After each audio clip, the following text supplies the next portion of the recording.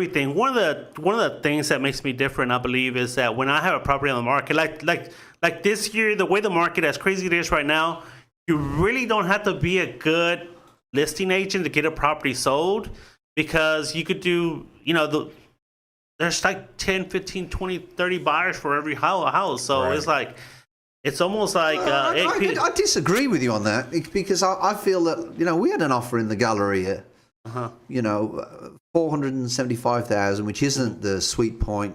Well, it wasn't at one time in Houston, right. But you've got 120 offers. But you better be organised if you've got 120 offers. You have to treat all offers fairly. No, I understand. I understand that part. But what I'm saying is to get it sold, which means when you really think about it, a lot of the consumers, a lot of the people, the sellers, they're not looking at what their agent is doing. So an agent can pretty much put it on the contract. I mean, put the property on the market, and then here's the offers. Pick one or whatever without really giving any advice and get that house sold. But what makes me different is that I actually go through the trouble of getting that property on the market the correct way, using getting a professional photographer out there, getting my properties, my ads. If we go to the AOL ESPN thing right there, ads, yeah, that one. If you see my samples of my work, my ads have came out like in AOL, ESPN, Yahoo.com, MSN. There's extra money that I'm spending. One of the biggest things that I think... You're one of the guys that's above Mr. Trump. Of course, I was having a good day that day. I think one of the biggest things that happens with listing agents is that if you're lucky, if they do one ad, and then that's it. If my property is still on the market, for like a month or two, I continually to push out ads to put that property on the market. Facebook ads, LinkedIn ads. Can we go to another slide that I have? But a lot of agents won't spend the extra time and investment if you and go money to, like the big lie, and they won't to do the extra marketing. They won't do that.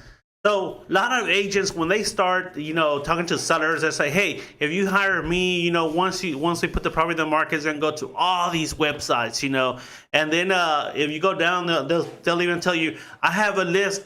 I've seen lists of up to 50 things that they have on their list, saying, hey, if this is my marketing strategy, this 50 things that I'm going to do to put the property on the market and get it sold."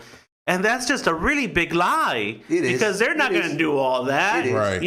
And they're not going to, the synchronization, or what's it called? It's syndicated websites. Syndicated. And I'll explain. A syndicated websites are the local MLS have IDX feeds that go through to a lot of these sites, but the goal of some of these sites is not to help people sell properties or promote their properties.